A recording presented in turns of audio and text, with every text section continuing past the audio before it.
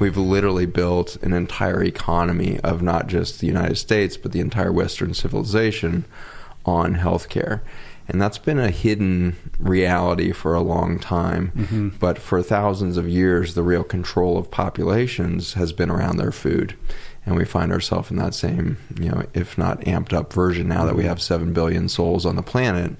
That becomes very, very big business when you start to be able to control food. And we see that the ultimate political control is around the food chain and whether it delivers health or not. I've basically found myself in a massively reductionist state of my understanding of the world around us when I had really spent, 20 years of my life studying medicine, which was the opposite, where every year and minute you study in that environment, they try to convince you it's more and more complicated, that there's 1,000 different diseases, that there's 10,000 different drugs to treat those diseases.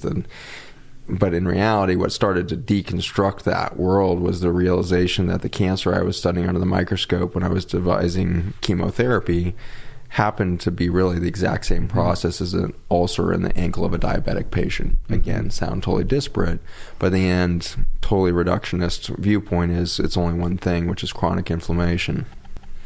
Inflammation is actually a normal biologic response to an injury.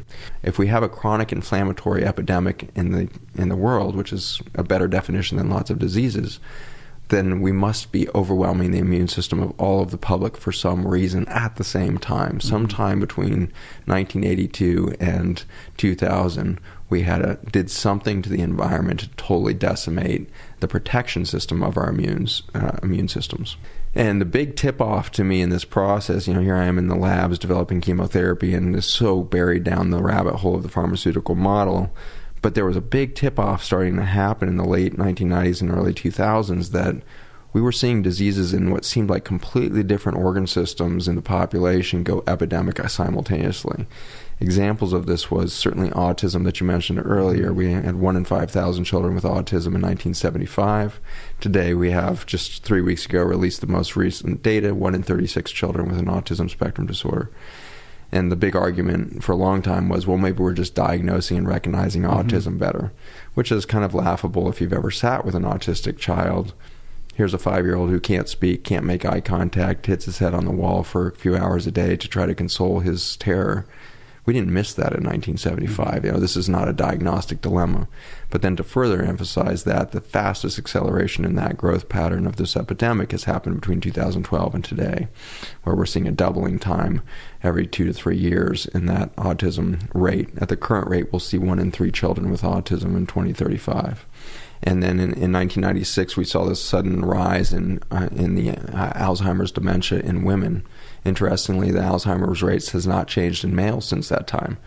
But at the same time, 1996, we see this uptick and consistent linear growth parallel to that Alzheimer's track in women with Parkinson's in males. And so we have, species-specific, gender-specific, organ-specific diseases in the brain and peripheral cancers, all of which took off at the same time in the mid-1990s.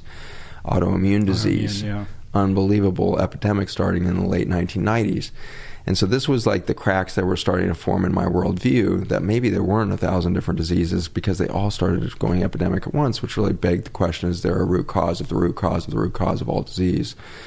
In the same way that we've misunderstood the gut and what gut health means, we misunderstood soil for the longest time. And in the early 1900s, really the late 1880s, we started to change the way we farmed. Simple things happened, like we went to steel grinding for wheat instead of stone grinding it, which meant we could get more of the fiber out of it, which means we created a higher gluten and a higher refined carbohydrate load in our flours and in our wheat system and everything else. So that's one example of a shift. But the main thing that happened is we started to disrespect the importance of crop rotation and soil rest, cover cropping, etc. This led to a massive death of the topsoil, which led to the Dust Bowl that ran through the 1920s and 30s. And it's fascinating that here we are only 80 years out from this event where our ancestors, 2 generations, 3 generations, were literally starving to death. We had soup lines that went for days, across the entire Midwest, and houses were literally being buried in dust of dead soil that had died. During the Dust Bowl, we actually, for the first time, started to outsource our food production because these people lost their local gardens and farms. Mm-hmm. So we started to rely on importing food for the first time, and we started to outsource that concept. Then World War II hit, and we did something interesting, which is we had this huge petroleum industry that was revved up bigger than it had ever been in the history, because we had all tanks, jeeps, mechanized warfare for the first time in human history on this scale. We had planes for the first time. I mean, this was like full out, totally different thing that had ever happened in history, and it was a world war, much different than World War I in its scope. And so we see this huge petroleum industry that suddenly grinds to a halt because the war is over. So we have this glut of petroleum, and we suddenly realize we can extract nitrogen, phosphorus, and potassium out of that oil, and we started making chemical-based fertilizers for the first time. So they found a new marketplace for this oil, and it was a great message to the farmers who were still suffering with bad dirt in the Midwest. Is like, you don't need to do crop rotation, you don't need to compost, you don't need to go back to thousands of years of farming tradition. Just spray this chemical on there. Yeah, forget about whatever you might have learned during the Dust Bowl. Yeah, yeah, that was 40 years ago. That's all ancient times. We're modern now. Yeah. And so these farmers started using it, and it became a revolution for them. And it was actually called the Green Revolution of the 1960s. And so the Green Revolution was actually use of nitrogen, phosphorus, potassium, or NPK fertilizers. And the NPK fertilizer did turn plants green because nitrogen and phosphorus do that. But what was lacking in those plants for the first time in human history was the nutrients and the medicine that should always have been in that food. And so the plants became weak. Just like a human being who lacks nutrients, their immune system goes down. And when a plant's immune system goes down, it becomes prone to viruses, pests, and it can't excrete the stuff from the root system that would keep weeds at bay.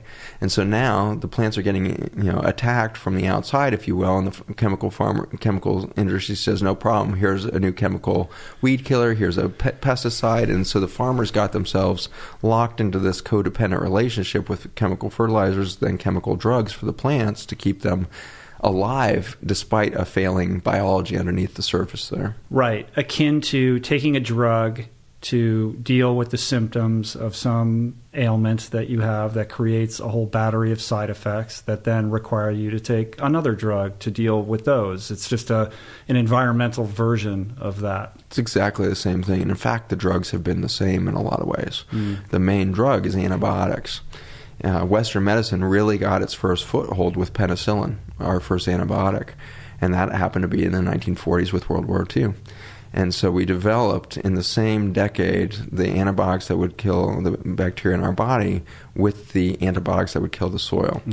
And I say antibiotic because these chemicals that we were using as pesticides are largely antibiotic rather than what you would think of maybe a weed killer or something. And the most famous of these, of course, has become Roundup, the most single successful chemical warfare that's ever been sold on the planet. We currently sell and use 4.5 billion pounds of glyphosate, which is the active ingredient in the chemical, to treat the soils of the earth. 4.5 billion pounds of a single chemical annually. That chemical was never patented as a weed killer. It's only been patented as an antibiotic, and then it was repatented as an antiparasite, antifungal. That was the original purpose of it, correct? Well, it's the mechanism. It's the mechanism they recognized. And so the mechanism of glyphosate is to go in and block enzymes in soil bacteria, fungi, and plants. And that enzyme pathway is called the shikimate pathway, and it's important because it makes a number of the essential amino acids. Our bodies are composed of over 200,000 proteins, but we only have 20,000 genes. We have this pathetically dumb genome in the sense that a flea has 30,000 genes. So you're two-thirds as complicated as a flea at the gene level, which I find reassuring. If I can't find my keys or I'm having a bad day, I'm like, hey, I'm two-thirds as complicated as a flea. What are my real expectations here? But the reality is we're very simple at the genetic level, and yet we make over 200,000 proteins from a bunch of amino acids. There's 26 amino acids that will build those 200,000 proteins. Those 26 amino acids are just like the 26 letters of the English alphabet in the sense that the vast majority of those are useful but not critical. But the vowels, these 8 vowels in our language, if you subtract one of those vowels, you can affect hundreds of thousands of words. The vowels in the amino acid vocabulary here are the essential amino acids, which if you start to tweak any of those 9, you're going to start to lose tens of thousands of protein structures in their functionality and in their unique form. And so those essential amino acids, not only are they important like the vowels, they also can't be made by the human body. So those 9 have to come from your food chain somewhere. And it turns out that they are only made by the bacteria, the fungi, and the plants. You don't have a shikimate pathway in your human cells. And so these essential amino acids are blocked through the shikimate pathway by Roundup. And so imagine treating a food chain with a chemical that blocks the ability of these plants to make the building blocks for a healthy human body. Mm-hmm. Forget about a human, it's a dog, a cat, any mammal, any complex multicellular biology is going to depend on these essential amino acids. And we literally, in the last 15 years, subtracted out the ability to build the body because we changed the 26 letters. And so the current statistics is that less than 0.1% of the Roundup used on the planet actually hits a weed. The other 99.99% gets into the soil and into the water system and washes off. And so we are now seeing the runoff from these farms and in the water table itself. So we have fossil aquifers in the United States here that run from Canada all the way down to, historically, Mexico, that is now dried up. We've turned over 1,000 square miles of Texas into desert over just the last 20 years from sucking water out of the ground. Mm-hmm. That fossil aquifer is now contaminated with Roundup that's filtered down into this ancient freshwater source for us. And then in the same moment, you've got the Mississippi River, which collects over 80% of all of the Roundup in the country, and then it's evaporating the whole time, so it's going into the air that you breathe, and then it goes into the clouds, and then it rains down on us. Recent studies in the air and rainfall in the southern United States is showing 75% of the rain, 75% of the air contaminated with Roundup. So before you even take a bite of food, you're being hit with an antibiotic when you breathe. You're getting hit with an antibiotic when you experience rainfall. And so you may be growing organic crops, but they're getting rained on. And so we have now locked this water-soluble toxin into our environment. Fortunately, to give you a little bit of breather here from the bad news, is that there are bacteria and fungi that can eventually digest the glyphosate.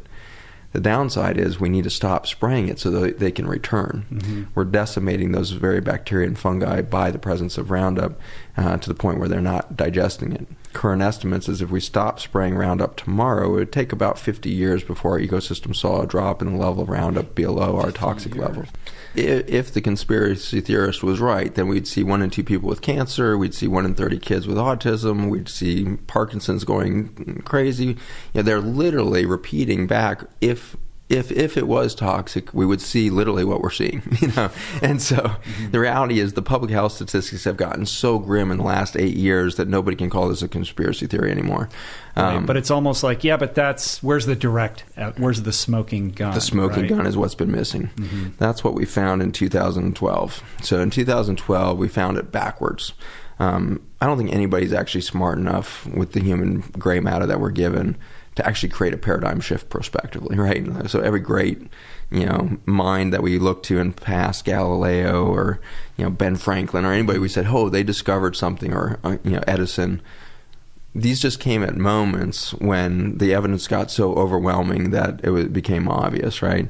And so in the same way, in 2012, the evidence was getting so overwhelming that we were onto something in the nutrition world.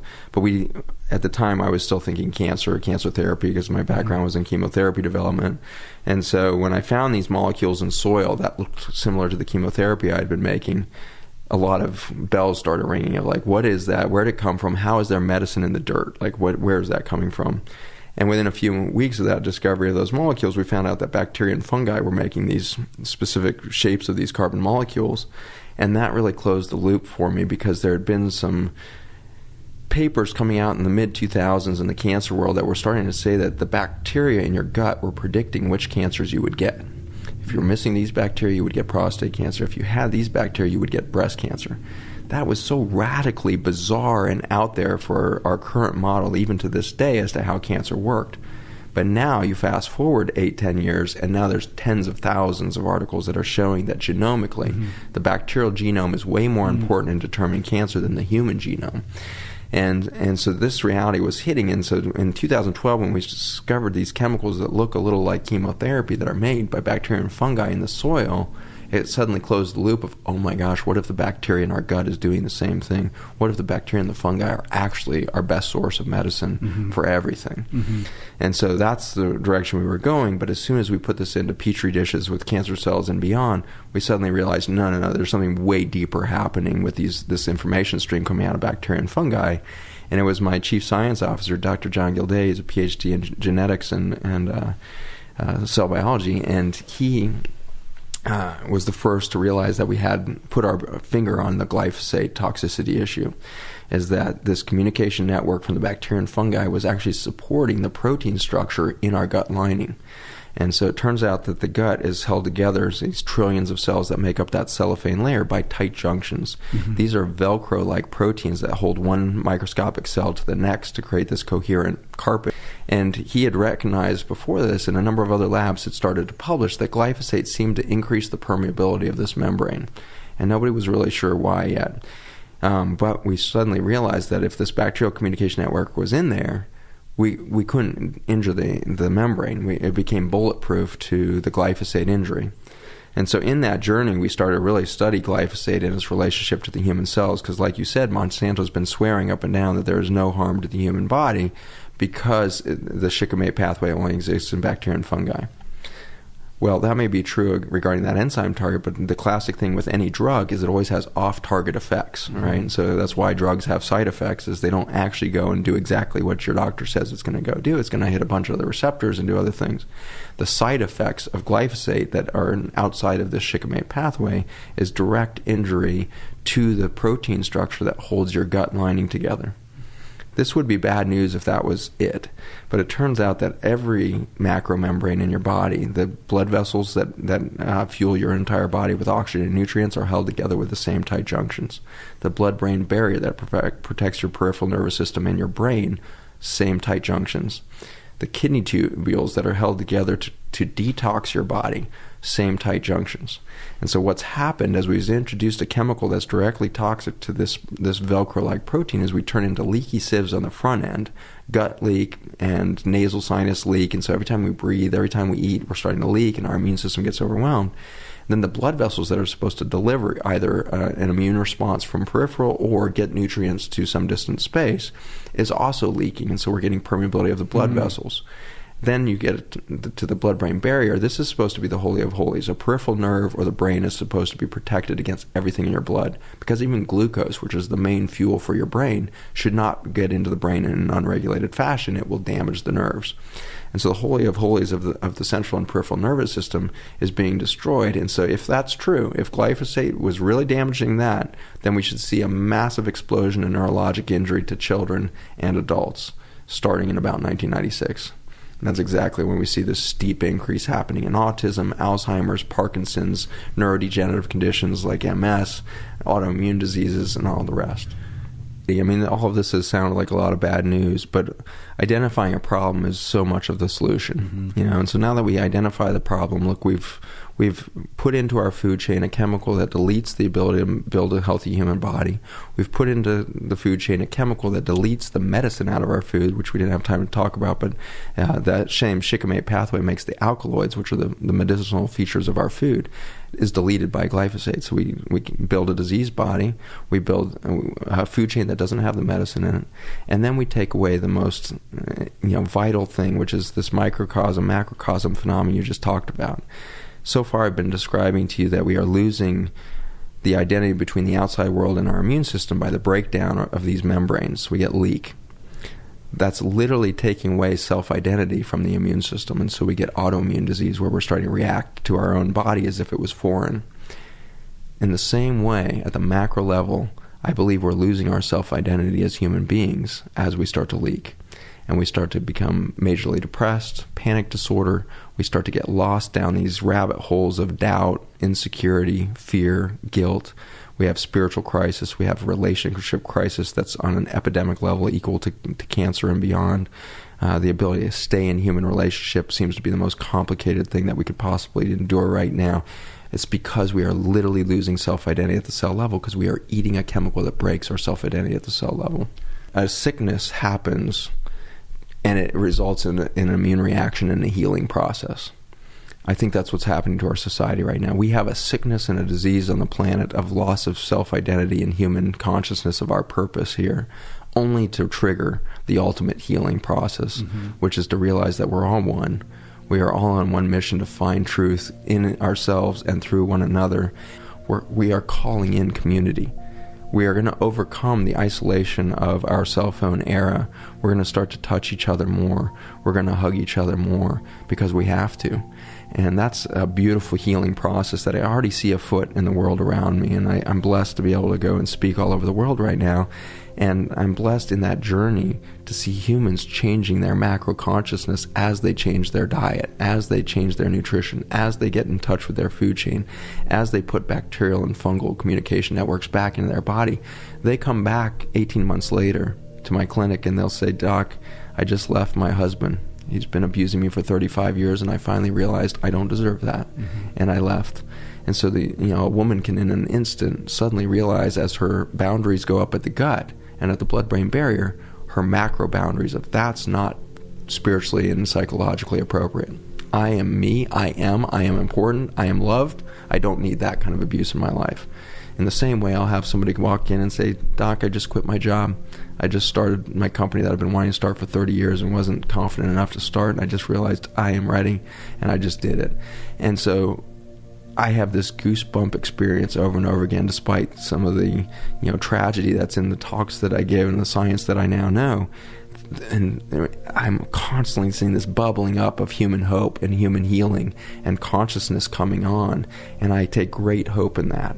I take great excitement that if a few of us can become conscious and aware and awake right now, it has a ripple effect that is so quick, and it has to be quick, because one thing we can be certain with, no matter what background we come from scientifically or politically, we can agree that any society faced with 1 in 3 children with autism will collapse under a financial blow that is inescapable.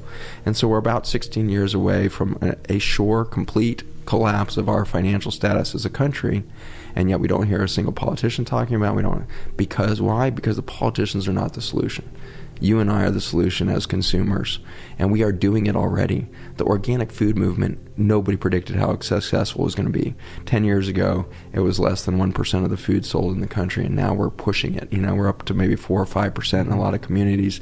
If we can push that to 16%, these are numbers that were apparently leaked from Monsanto in their marketing analysis. If the American food chain became 16% organic, Monsanto and chemical farming would lose its financial stability. Thank you for watching this episode of After School. I'm Dr. Zach Bush, and I'm just honored to be with the community. At the fabric of our nature is the message and capacity for regeneration. And fascinatingly, after the last 5 extinction events on the planet, there has been an explosion of life. Because in fact, the fabric of the genome, the fabric of biology as it is made, is that of adaptation and diversification. After every major extinction event, the level of stress within the genome inspires more creativity.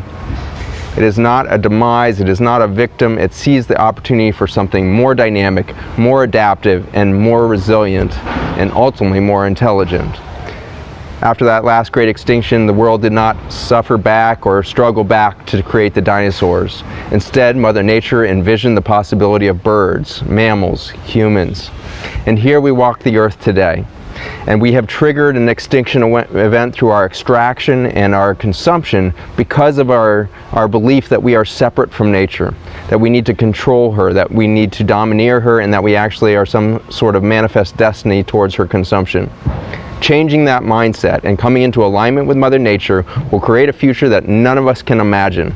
We could in fact be a part of that new adaptation of biology on Earth for a more intelligent, more diverse, and more explosively regenerative future. I look forward to being there with you.